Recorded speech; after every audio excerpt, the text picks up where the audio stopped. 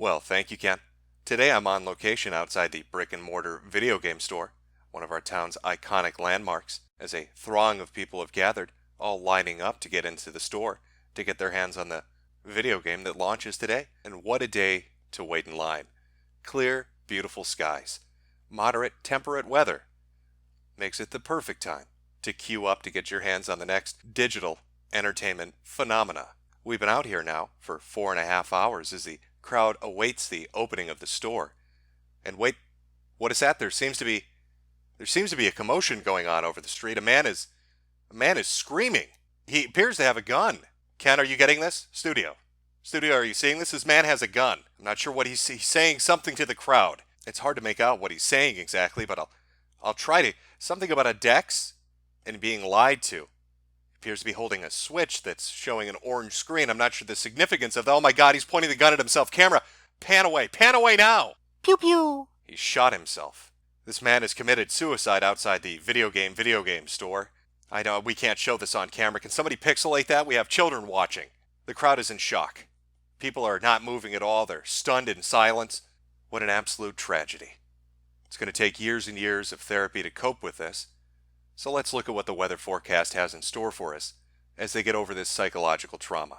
From the southwest, it looks like we have a warm front moving up, warm front Nightingale, as Google has unfettered access to millions and millions of American healthcare records without their consent or authorization. Google has been deemed secure enough and trustworthy enough to have this information, even though there is no oversight. What could possibly go wrong?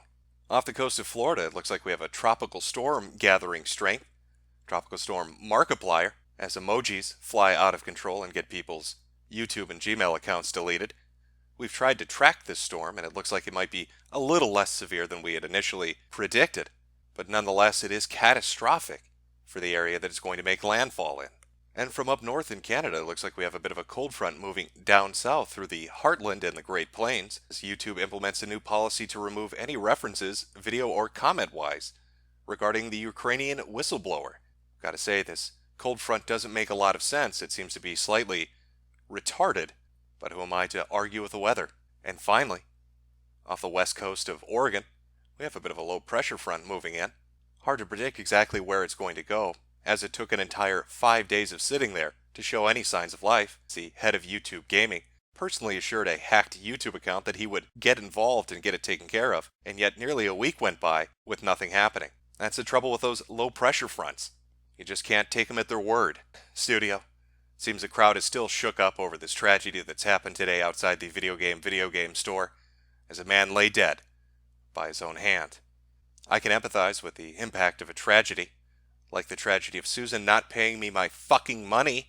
Now let's throw it back to the studio, where Ken and the crew have a new report on the perfect way to raise a watermelon.